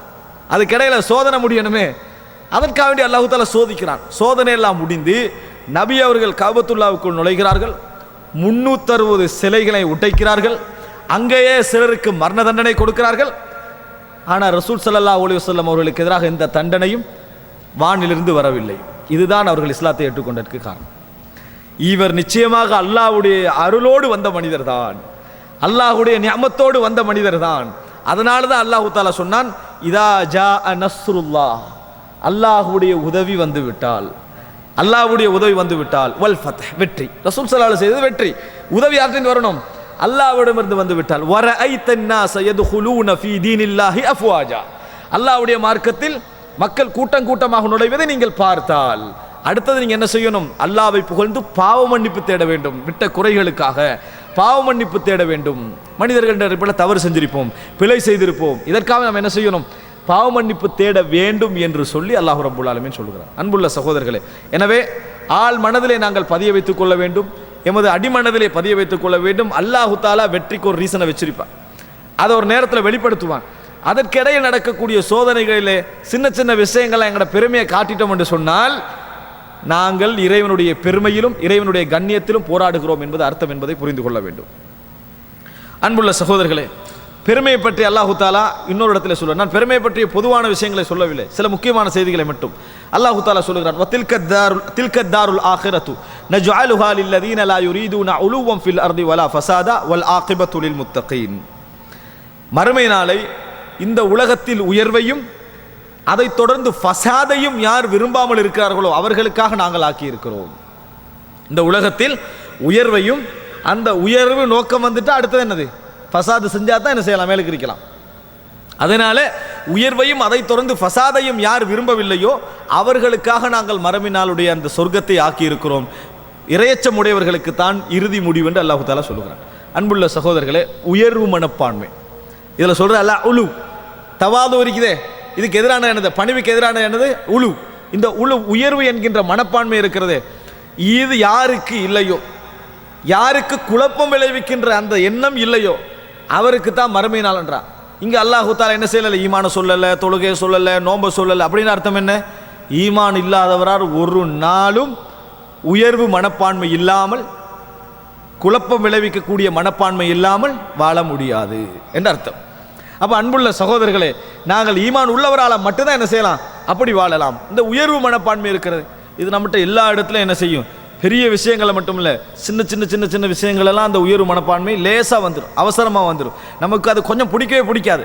இந்த உயர்வு மனப்பான்மை என்பது லேசிக்கு என்ன செய்யாது, நம்மளை எல்லாருக்குமே அவசரமாகவே உடனே தட்டி விட்டுரும். சின்ன விஷயம், நான் ஒரு சின்ன உதாரணம் சொல்கிறேன். வண்டியில் நம்ம போயிட்டு இருக்கிறோமா, ஒரு ஆட்டோவில் போகிறோம்னு வைங்களேன், இங்கேருந்து வெளிநாட்டில் டிரைவராக ஊருக்கு போயிட்டார்.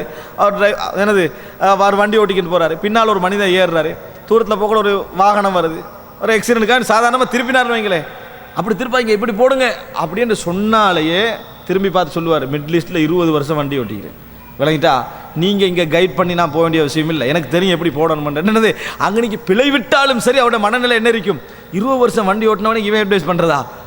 இது நிறைய பேர்கிட்ட இருக்குது. காட்டி கொள்ளாது விட்டாலும் சந்தர்ப்பத்தில் காட்டிடுவான். சில இடங்களில் காட்ட முடியாது, அவனும் அதே எஸ்டேட்டில் இப்போ அவன்கிட்ட காட்ட மாட்டான். எவன் இல்லை அவன்கிட்ட என்ன செஞ்சிருவாங்க, காட்டிடுவாங்க. இந்த மனப்பான்மை ஒன்று இடத்துல எவ்வளோ புரிஞ்சு கொள்ளணும். இது சின்ன விஷயம் நினைக்கக்கூடாது. கிராமத்தில் இருக்கக்கூடிய ஒரு பெண் சிட்டிக்கு வந்துட்டாங்க. சிட்டியில் உள்ளவங்க என்ன செஞ்சிருப்பாங்க, எப்படி சமையல் பழகிப்பாங்க, பாட்டி மாட்டி தான் பழகிப்பாங்க, இல்லை டிவியில் பார்த்தா பழகிப்பாங்க, இப்படி தான் அதை செய்கிறது இது செய்கிறேன்னு அதை பார்த்து ஃபுல்லாக படிச்சிருப்பாங்க. சமையல் செஞ்சுட்டு இருக்கிற யாரோ கிராமத்து பெண்ணை உப்பையை டெஸ்ட் பண்ணி எதாவது டெஸ்ட் பண்ணி இது கொஞ்சம் கூட போடுங்கண்டா, நீங்கள் இருங்க, இது மாதிரி என்னது காட்டு சமையல் இல்லை, இது நாட்டு சமையல், விளங்கிட்டா, எல்லாம் ஒரிஜினலாக படித்து நம்ம என்ன செய்கிறோம், சமைக்கிறோன்றோம். இது என்ன நினைக்கிறீங்க, இது சின்ன விஷயம். எங்கள்கிட்ட என்ன சொல்லுது மனசு, அவ்வளோ நிறைய பேர் பெருமையை நம்ம உயர்வுன்ற உணர்வை காட்டிக்கொள்ளக்கூடாதுன்னு நினைப்பாங்க. அந்த குரூப்டையும் உயர்வு இருக்குது. அது ஒரு பெரிய அற்புதமான பாருங்கள், ஒரு அமைச்சரோ ஒரு பெரிய மன்னரோ அல்லது ஒரு பெரிய என்னது ஒரு நம்ம ஊரில் ஒரு பெரிய முக்கியஸ்தரோ நம்ம ஊருக்கு வரான்னு வைங்களேன், அவர் மீட்டிங்கில் கலந்து கொள்கிறாரு. இந்த மீட்டிங்கில் கலந்து கொள்கிறாரா, முதலாவது எல்லாருக்கும் வர நோய் என்ன, நம்மளுக்கு அவருக்கும் தொடர்பு பண்ணதை காட்டிக்கொள்ளணும், நம்மளுக்கு அவருக்கும் மிச்சங்காலமாக தொடர்பு இருக்கணும். அவர் ஊரில் ஒரு அறியப்பட்டவராக இருப்பார், அதனால் நம்மளுக்கு அவருக்கு தொடர்பு இருக்கிறத காட்டிக்கணுன்றதுக்கான எப்படியாவது அந்த மேடைக்குள்ளே போயிடணும்ன்ற மனப்பான்மையிலேயே கொஞ்சம் பேர் என்ன செய்வாங்க, சுற்றி கண்டிருப்பாங்க. என்ன செய்ய, ஒரு டீயை கொடுக்கறதுக்காக போகிற வழியில் போய், அப்போ அவருக்கு நீங்களும் இங்கே இருக்கிறீங்கன்னு கேட்டால் நான் இங்கே தான் இருக்கிறேன், நீங்கள் பேசிட்டு போகிற சந்திக்கலான்னு ஓடிடுவாங்க, விளங்கிட்டா. அப்போ அங்கே உள்ளவர்கள் என்ன நினைஞ்சிரும், அவருக்கு ஒரு ரிலேஷன் என்ன தெரியுமா, தெரியும் தான், நம்ம காட்டிக்கல விருப்பம் இல்லைன்னு என்ன செஞ்சுருவாங்க, போய்கண்டே இருப்பாங்க. இதுலேயும் ஒரு சிலர் அதுக்கு போகவே மாட்டாங்க, மேடைக்கு போகவே மாட்டாங்க. அவரும் தெரிஞ்சவராக இருப்பான். ஒருத்தன் போயிட்டு வந்துட்டான்னு வைங்களே, எனக்கும் தெரியும் தானடா, நானும் போகாமல் இருக்கிறேனே, வயிற்றுச்சலாம் நிற்கும், போகவும் விருப்பம் இல்லை. அப்போ இது பணிவண்ட அர்த்தம் இல்லை. அவன் பக்கத்தில் ஒன்று நோண்டிக்கின்றிருப்பான். என்னது என்ன சொல்லுவான், எனக்கு அவரை தெரியும் தான், எனக்கு இந்த பழக்கம் இல்லை, இந்த போய் அறிமுகமாகி நான் தான் பெரிய ஆளுன்ற பழக்கம் இல்லைன்னு இவனுக்கு என்ன செய்வான், அவன்கிட்ட காட்டிடுவான். இவ்வளோ பார்த்தீங்களா, இது எல்லாட்டும் இருக்குதா இல்லையா? இந்த மனப்பான்மை விட்டு போகுதே இல்லை. யார்கிட்டையாவது ஒன்று சொல்லிடணும். நான் யார்கிட்டையும் சொல்ல விருப்பம் இல்லை, நான் 40 வருஷமாக உது எடுக்காமல் படுக்கிறதே இல்லை, யார்கிட்டையும் சொல்ல விருப்பம் இல்லைன்னு யார்கிட்டையாவது சொன்னால் என்ன அர்த்தம்? 40 வருஷம் ஒரு அமலை செய்கிறான்னு அவசரமாக என்ன செய்யணும், பேணிக்கொள்ளணும். ரசூல் ஸல்லல்லாஹு அலைஹி வஸல்லம் பிலால் ரலியல்லாஹு அன்ஹு கேட்குறாங்க, நீங்கள் என்னை விட சொர்க்கத்தில் முந்தி போக காரணம் என்னன்னு ஆர்வமூட்டோட வகையில் கேட்குறாங்க. அதுக்காக பிலால் ரசூலாங்க பிந்தி போகிறாங்கன்னு அர்த்தம் இல்லை, பிம சபக்தைனி இலல் ஜன்னா, ஆர்வமூட்டுங்கிற வகையில் கேட்கிறார்கள். அப்போ அந்த நேரத்தில் பிலால் ரலியல்லாஹு அன்ஹு அவர்கள் என்ன சொல்கிறாங்க, நான் எப்போ உதவு எடுத்தாலும் 2 ரக்காத்துக்கள் என்ன செய்வதில்லை, 2 ரக்காத்துக்கள் தொழாமல் நான் இருப்பதில்லை அப்படி என்று சொல்லி ரசூல் ஸல்லல்லாஹு அலைஹி வஸல்லம் இடத்தில் பிலால் ரலியல்லாஹு அன்ஹு அவர்கள் பதில் சொல்கிறார்கள்.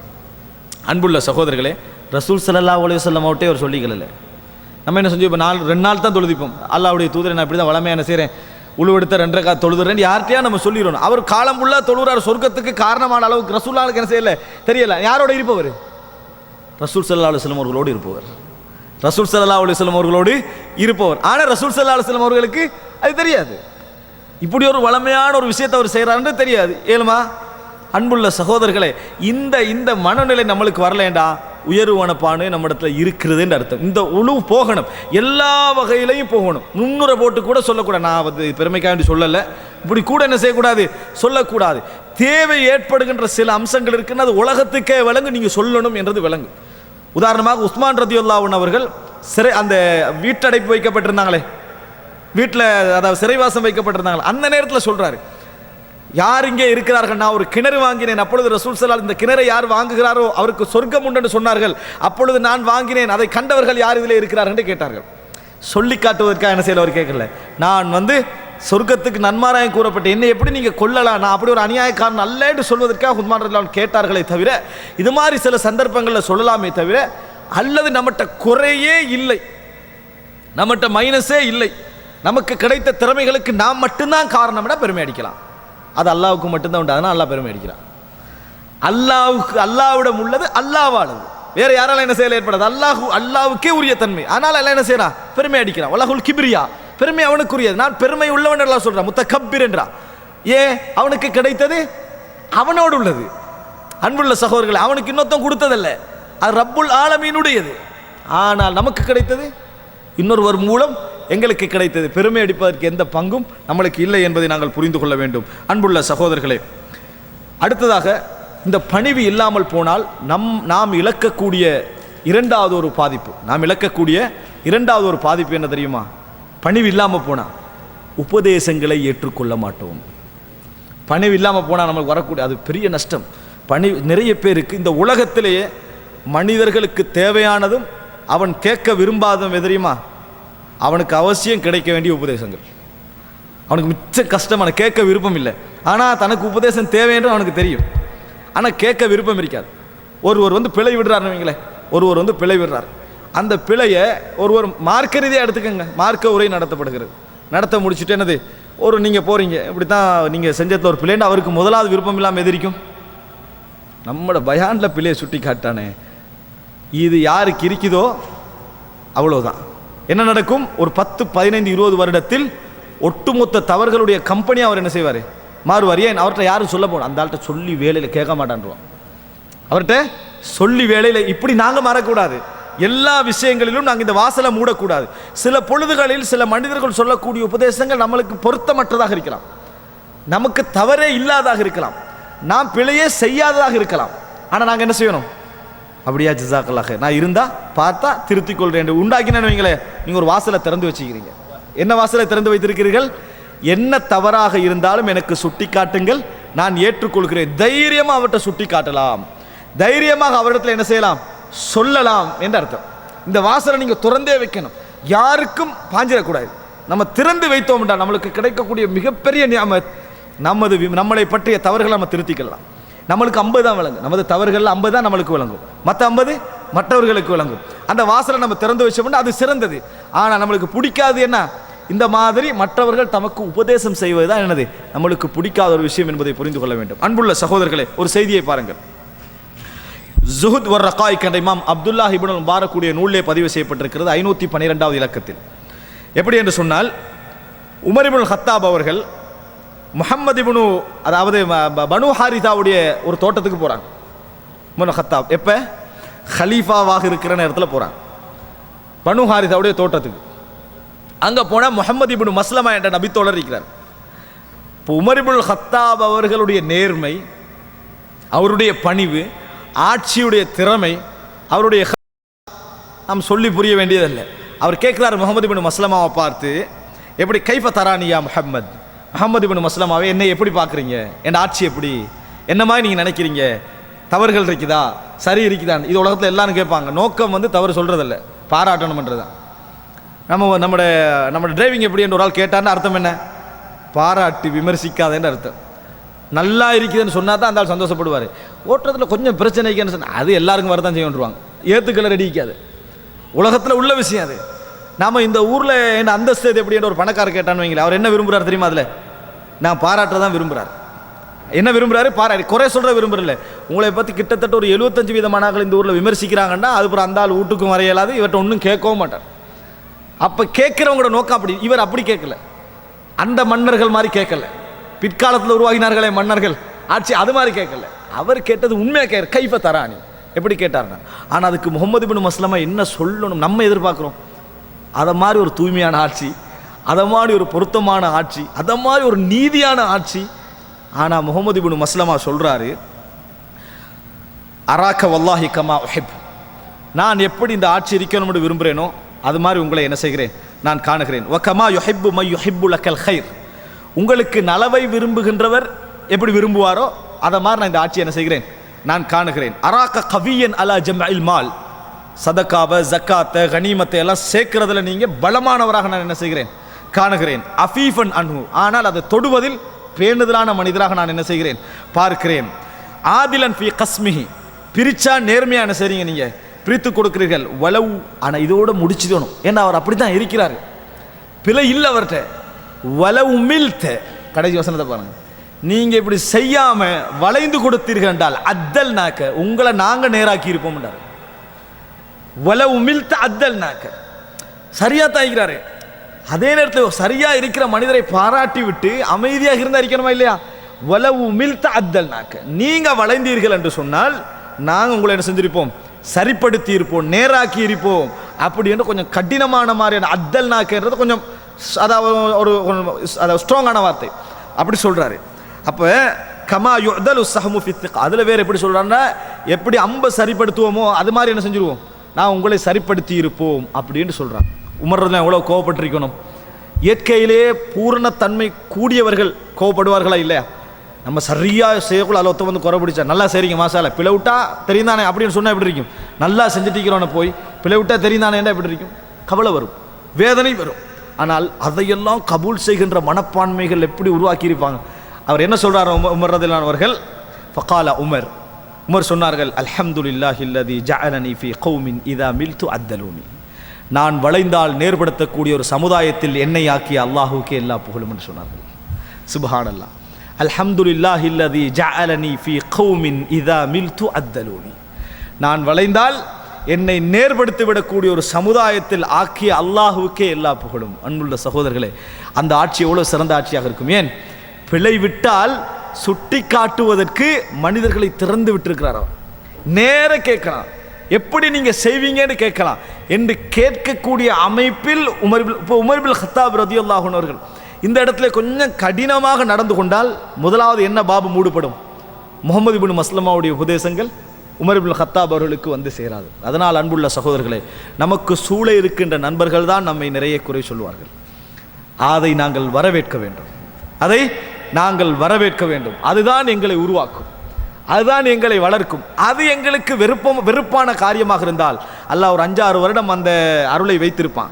அதுக்கு பின்னால் உங்களை பாராட்ட மட்டுமே செய்யக்கூடிய நண்பர்களை அல்லாஹ் உருவாக்குவான். நீங்கள் அழிஞ்சிருவீங்க. உங்களை சூழ யார் இருக்க நம்ம விரும்புகிறோம்? நம்மளை பாராட்ட வேண்டிய ஒரு சமுதாயம், நம்மளை புகழ்த்துற ஒரு சமுதாயம், நமது குறைகளை சொல்லாத ஒரு சமுதாயம் இருக்கிறதா நம்ம என்ன செய்கிறோம், விரும்புகிறோம். அல்லாஹ் தருவா. அதை எப்போ தருவா? நம்ம குறை சொல்றதை விரும்பலைன்னு வைங்களே, அல்லாஹ் மட்டும்தான் குறை சொல்வதை விரும்பாதவன். மற்ற எல்லோரும் தன்ட்ட குறை இருக்கிறது, நம்ம இல்லாத குறை சொன்னால் அதை ஏற்றுக்கொள்ளணும், இல்லாத குறை சொன்னாலும் ஏற்றுக்கொள்ளணும். ஏன் தெரியுமா? இல்லாத குறை சொன்னாலும் ஏற்றுக்கொள்ள வேண்டும் என்பதற்கான காரணம், இருக்கிற குறைகள் நம்மளுக்கு சொல்லப்படவில்லை. இருக்கிற குறை எல்லாரும் சொல்றாங்களா? இல்லை. இருக்கிற குறை எல்லாருக்கும் தெரியுமா?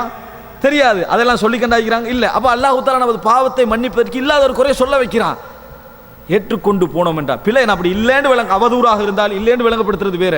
ஆனால் குறை சொல்லுகின்ற வாசனை நம்ம ஏற்றுக்கொள்கிற மனப்பான்மை என்ன செய்வேன் உருவாக வேண்டும். அபூபக்கர் ரலியல்லாஹு அன்ஹு அவர்களை யாராவது பாராட்டி விட்டால் உடனே அபூபக்கர் சொல்ற வார்த்தை என்ன தெரியுமா? இவ்வளோ ஒரு சிறந்த மனிதர், அல்லாஹும்ம லா துஆஹித்னி பிமா யகூலூன், யா அல்லாஹ் இவர்கள் சொல்லுவதை விட்டு நீ என்ன குற்றம் பிடிச்சிடாது. இவங்க பாராட்டுறாங்கன்னா என்னை குற்றம் பிடிக்கிறா அப்படின்னா என்ன? இவங்க பாராட்டுறது மாதிரி இல்லைனா, அல்லாஹும்ம லா துஆஹித்னி பிமா யகூலூன், இவர்கள் பாராட்டுவதை விட்டு என்னை நீ வந்து குறை பிடித்து விடாதே, குற்றம் பிடித்து விடாதே. வக்ஃபிர்லி வஜஅல்லி மிம்மா கைரம் மிம்மா யதுன்னூன், அவர்கள் என்னை எப்படி நினைக்கிறார்களோ அதைவிட என்னை உயர்த்துவாயாக, அதைவிட என்னை உயர்த்துவாயாக. வக்ஃபிர்லி மா லா யஅலமூன், அவர்கள் தெரிந்ததை வைத்து பாராட்டுகிறார்கள், தெரியாத பாவங்களை மன்னித்தருள்வாயாக. அவங்களுக்கு தெரியாத பாவங்கள் என்கிட்ட இருக்குது, அவைகளை வைத்து என்ன அவைகளுக்கு என்னை மன்னித்தருள்வாயாக. சுப்ஹானல்லாஹ். அபூபக்கர் உமர் ரலியல்லாஹு அன்ஹுமா, எப்படி ஒரு வாழ்க்கை. அதனால் அன்புள்ள சகோதரர்களே, நாங்கள் உருவாக்கி கொள்ள வேண்டிய இரண்டாவது மிக முக்கியமான பிரதானமான அம்சம், நமக்கு மத்தியில் உபதேசம் செய்கின்ற மக்களை உருவாக்க வேண்டும். சில மனிதர்கள் நம்ம அவாய்ட் பண்ண வேண்டிய சில விஷயங்கள் இருக்கின்றன, இல்லாமல் இல்லை. யாரு? நம்மளை கருவறுக்கிறதா நோக்கம் 4 பேர் இருந்தா அது ரசூலுல்லாஹ் அடையாளப்படுத்த சொல்லிக்கிறாங்க. அவர்களை விட்டு நம்ம தூரமாக சொல்லிக்கிறாங்க. அவரோட நட்பை பேணவானான்னு சொல்லிக்கிறாங்க. அது நேரடியாகவே சொல்லிக்கிறாங்க. ஆனால் நமக்கு நலவு நாடக்கூடியவர்கள் நம்மளுக்கு விளங்குது. ஆனால் நலவு நாடக்கூடியவர்களுடைய விமர்சனத்தை நம்ம என்ன செய்வதில்லை, விரும்புவதில்லை. இது கூடாது. நாங்கள் அதை ஏற்றுக்கொள்ள வேண்டும். அல்லாஹ் ரப்புல் ஆலமீன் நமக்கு பணிவான உணர்வை நம்மளுக்கு என்ன செய்வான், அப்பொழுது தருவான் என்பதை புரிந்து கொள்ள வேண்டும். அதுக்கு உமர் இப்னுல் கத்தாப் அவர்களுடைய இந்த வார்த்தை ஒரு மிகப்பெரிய ஆதாரம். அல்ஹம்துலில்லாஹ் இல்லதி ஜஅலனி ஃபீ கௌமின் இதா மில்து அத்தலூனி, நான் வளைந்தால் என்னை நேர்படுத்தக்கூடிய ஒரு சமுதாயத்திலே ஆக்கி அல்லாஹுக்கே எல்லா போலும். இன்னொரு இடத்துல சொன்னார்கள், எனது குறைகளை யார் எனக்கு காட்டித் தருகிறாரோ அந்த மனிதருக்கு அல்லாஹு தாலா ரஹமத்து செய்வானாக அப்படி என்று. நிறைய பேர் சொல்லுவாங்க, விமர்சனத்தை சொல்லுங்கள் ஏற்றுக்கொள்வேன், குறைகளை மாற்றிக்கொள்ள விரும்பவே மாட்டாங்க. வசனத்துக்கு சண்டை ஆகிக்கும், ஆனால் என்ன செய்ய மாட்டாங்க, ஏற்றுக்கொள்ளக்கூடிய மனோபாவம் என்ன செய்யாது, அவர்களிடத்தில் இருக்காது என்பதை புரிந்து கொள்ள வேண்டும். எத்தனை மணி ஆகிட்ட போகலாம், டைம் முடிஞ்சதோ? 9:30 இன்ஷா அல்லாஹ். அதாவது அன்புள்ள சகோதரர்களே, பணிவுக்கு எதிரான விஷயங்கள் என்று சொல்லி ஒரு 4-5 விஷயங்கள் நான் தொகுத்து வந்தேன். சில முக்கியமான விஷயங்கள் நான் சொல்லிட்டேன். ஒன்று இந்த பெருமை, இரண்டாவது இந்த உபதேசத்தை ஏற்றுக்கொள்ளாத தன்மை பணிவில்லாட்டி உருவாகும், பணிவில்லை என்று சொன்னால் உருவாகும். மூன்றாவது அன்புள்ள சகோதரர்களே, மற்றவர்களோடு நாங்கள் நடக்க வேண்டிய நளினம் எடுபட்டு விடும். நளினமாக நடக்கணும் என்று சொல்கிறோமே, நம்ம பணிவில்லாமல் நடந்து கொள்றதுனால நளினமாக நடக்கிற தன்மை என்ன செய்கிறோம், எடுபட்டு. எங்கேயோ பணிவில்லாமல் நடப்போம், ஆனால் அது இன்னொரு குணத்தை இந்த மனசில் என்ன செய்யும், சேர்க்கும். என்ன? நளினமற்ற தன்மை, மென்மையற்ற தன்மையை சேர்க்கும். நம்ம மென்மையை எதில் மட்டும் தெரியுமா விரும்புகிறோம்? யார் நம்மளை பார்த்தா ஃபீல் பண்ணுவாங்களோ அவங்கள்ட்ட மட்டும்தான் மென்மை. சம்பந்தம் இல்லாதவன்ட்ட மென்மையே இல்லை. விளங்கிட்டா? உதாரணமாக, அதாவது வாகனத்தில் சிலர் வாகனத்தை வெளியெடுக்கிறத நீங்கள் பார்த்தீங்கன்னு சொன்னால் பக்கத்தில் உள்ளவங்க கன்ஃபார்மாக ஆக்சிடென்ட் ஆகுவான். அப்படி எடுப்பான். இவன் நம்மளில் தான் மோத போகிறான்னு சொல்லி அவன் என்ன செஞ்சிருவான், எங்கேயா விட்டுருவான். நடக்குதா இல்லையா? நான் ஏதை சொன்ன தெரியுமா? ரசூல் ஸல்லல்லாஹு ஹதீஸை பாருங்கள். ஆயிஷா ரதியல்லாஹு அன்ஹா அவங்க வாகனத்தில் ஏற போகிறாங்க, ஒட்டகத்தில். அதான் வாகனத்தை சொன்னேன். ஒட்டகத்தில் ஏற போகிறாங்க. அந்த ஒட்டகம் எலும்பலை. அதுக்காக வேண்டி ஒட்டகத்தை என்ன செஞ்சிட்டாங்க, 4 அதட்டி அப்படி மிச்சம் அதை ட்ரை பண்ணி ஆயிஷா எல்லாம் கட்டுமா என்ன செஞ்சு நான் நடந்து கொள்கிறாங்க. நம்ம என்ன செய்வோம், ஒட்டகம் தானே என்ன செஞ்சுருவோம், விட்டுருவோம். ரசூல் ஸல்லல்லாஹு அலைஹி வஸல்லம் சொன்னாங்க, அர்-ரிஃப்க், ஆயிஷாவே மென்மையாக நடந்துக்கோங்க. ஏன் இப்படி நடந்து கொள்றீங்க? மென்மையாக நடந்து கொள்ளுங்கள்.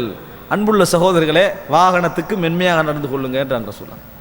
சாஃப்டாக நடந்து கொள்ளுங்க. ஏன் தெரியுமா? இன்னர் ரிஃப்க, இந்த அதாவது இந்த மென்மை நளின தன்மை இருக்கிறது, இது எதோடு லா யகூனு ஃபீ ஷைஇன் இல்லா ஸானா, எதனோடு கலந்தாலும் அதை அழகாக்கிவிடும். புரிந்து கொள்ளுங்கள், மோசமான பாவமான காரியங்களில் மென்மை கலந்தாலும் அழகாக்கிடும். ஃபீ ஷைஇன், அதனால நல்லதுக்கு பயன்படுத்திக்கொள்ளணும். நளினம் என்ன செஞ்சிடும், எல்லாத்தையும் சக்சஸ் ஆகும், எல்லா விஷயத்தையும் சக்சஸ். அதனால் ரசூல் ஸல்லல்லாஹு அலைஹி வஸல்லம் அவர்களுக்கு வஹி மூலம் அருளப்பட்ட அந்த கொள்கை வைத்துக்கொண்டு அல்லாஹ் தஆலா சொல்கிறான், ஃபபிமா ரஹ்மத்தின் மினல்லாஹி லின்த லஹும், அல்லாஹுடைய அருளின் காரணமாகத்தான் நீங்கள் நளினமாக நடந்து கொள்ளீர்கள். வலவ் குன்த ஃபத்தன் கலீதல் கல், மோசமான வார்த்தை பேசக்கூடியவராகவும் கடின சித்தமுடையவராகவும் நீங்கள் இருந்தால் லம் ஃபத்து மின் ஹவுலிக், எப்பொழுதும் உங்களை விட்டு ஓடி இருப்பார்கள். கொள்கை நல்ல அழகாக இருந்து உண்மையாக இருந்தால் என்ன செஞ்சிருப்பாங்க, ஓடி இருப்பார்கள் அர்த்தம். எது இல்லாட்டி, மென்மை இல்லாது விட்டால். அப்போ திருப்பி வேகமாக மோசமாக திருப்பி அடிச்சுக்கினாங்கன்னு வைங்களேன், மனிதர்கள் எப்படி பேசுவாங்க, சரியா அவனை அடிச்சுட்டான், தவறாக அடிச்சுட்டான், இவன் எப்படி நடந்து கொள்ளணும், இது மனிதர்களோட எல்லாருடைய உள்ளத்தில் இருக்குது. ஆனால் ஆரம்பித்தவன் அவன் சம்பந்தம் இல்லாத இடத்துல ஆரம்பிச்சிருப்பான். ஆனால் மனிதர்களோட உள்ளத்தில் எது போகும், இவன் அதுக்காக இப்படி நடந்து கொள்ள, நான் விளக்க போனேன் எனக்கு அடிச்சுட்டானே அப்படி என்று என்ன செஞ்சிருவாங்க, அந்த நளினத்தன்மை மிஸ் ஆகினா நீதி கூட என்ன செஞ்சிருது, தலைகளாக பெருளுவதை பார்க்க. அப்போ ரசூல் ஸல்லல்லாஹு அலைஹி ஆயிஷாலாம் வாகனத்துக்கு அப்படி அதட்ட உடனே மென்மையாக நடந்து கொள்ளுங்கள். ஆயிஷாலாம் அவங்க ரசூல் ஸல்லல்லாஹு அலைஹி வஸல்லம் அவர்களுக்கு முன்னால் ஒரு முறை யூதன் அஸ்ஸலாமு அலைக்கன்றான், நாசம் உண்டாவதாக, மரணம் உண்டாவதாகன்ட்டான். ரசூலுல்லாஹ்வுக்கு விளங்குது, ரசூலுல்லாஹ் அலைக்க உங்கள் மீது உண்டாவதாகன்ட்டான். ரசூல் ஸல்லல்லாஹு அலைஹி வஸல்லம் அவர்கள் உங்கள் மீதும் உண்டாவதாகன்ட்டான். இது யாருக்கு விளங்கும், ரசூலுல்லாஹ்வுக்கு விளங்கும், கேட்டவருக்கும் விளங்கிடும். ரசூலுல்லாஹ் திருப்பி அழகா நம்மளுக்கு என்ன செஞ்சிட்டாங்க, பதில் சொல்லிட்டாங்கன்னு விளங்கிடும். ஆயிஷாரில் அவங்க ஏச ஆரம்பிச்சிட்டாங்க, இப்படி பேசலாமா அப்படி ஏச ஆரம்பிச்சிட்டாங்க. அப்போ ஆயிஷாரில் அவங்க சொல்கிறாங்க, சொல்லலாம் ஏன் இப்படி நடந்து கொள்றீங்க, மென்மையாக நடந்து கொள்ளுங்கள். நீங்கள் இந்த மாதிரி என்ன செய்ய வேண்டாம், மென்மையாக நடந்து. உடனே நீங்கள் என்ன செஞ்சிடக்கூடாது, ஆயிஷாரை ஏச ஆரம்பிச்சாங்கன்னே ஓ நமது காலத்தில் பெண்கள் மாதிரி ஏசிரிப்பாங்கன்னு இங்கே வந்துடக்கூடாது. மாப்பிள்ளை கணவனுக்கு சார்பாக பாஞ்சு விழுந்து ரோட்டில் கத்தி ஏசிரிப்பாங்கன்னு. ஏன்னா நம்ம டக்குன்னு நம்மளுக்குள்ள உதாரணம் தான் பதிஞ்சிடும். ஆனால் ஆயிஷாரில் அவங்க எப்படி ஏசினாங்கன்னு வரலை, விளங்கிட்டா? கோவப்பட்டார்கள், ஏசினார்கள் வருது. அப்போ அதை சஹாபாக்கிற லெவலில் அதை என்ன செஞ்சிடணும், வைத்திடணும். அப்போ இந்த மாதிரி நடந்த உடனேயே ரசூலுல்லாஹ் மென்மையாக நடந்து கொள்ளுங்கள். இல்லை அவர் என்ன சொன்னார் நீங்கள் பார்க்கலையான்னு ஆயிஷாலாம் கேட்குறாங்க. அதுக்கு ரசூலுல்லாஹ் சொன்ன பதில் என்ன? நான் என்ன சொன்னேன்னு நீங்கள் பார்க்கலையா? அதனால் மென்மையாக நடந்து கொள்ளணுங்க. அதுமுள்ள சகோதரர்களே, எனவே பணிவு நம்மளுக்கு மிஸ் ஆகுமாக இருந்தால் நம்மளுக்கு நடக்கக்கூடிய விஷயம் என்ன? கடினத்தன்மை உருவாகும், நளினம் என்ன செய்யும், நம்மளை விட்டு போய்விடும் என்பதை நாங்கள் புரிந்து கொள்ள வேண்டும். அன்புள்ள சகோதரர்களே,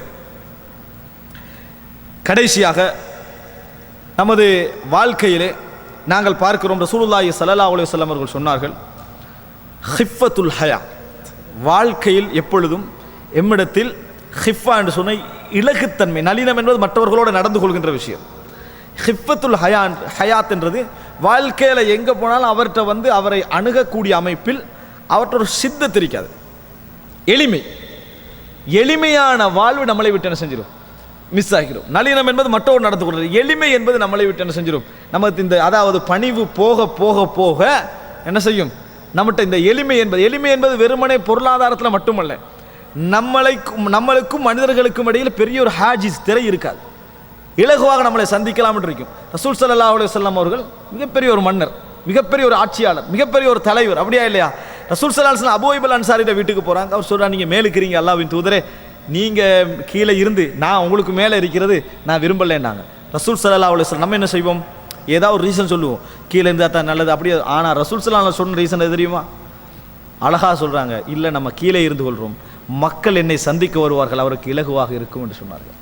சுப்ஹானல்லாஹ், மக்கள் என்னை சந்திக்க வருவார்கள், அவர்களுக்கு இலகுவாக இருக்கும். நம்ம என்ன செய்வோம், மேலுக்கு வச்சா தான் நல்ல ஆக்கள் வார கரைச்சலாகி நம்மளுக்கு என்றுவோம். நம்ம மேலுக்கு கொண்டு போகிறதுக்கு அதுதான் ரீசனே, அதை வெளிப்படையாகவும் சொல்லுவோம், அது சரிதான், அவருக்கு டிஸ்டர்ப் ஆகிக்கும், நம்மளே என்ன செஞ்சுருவோம்.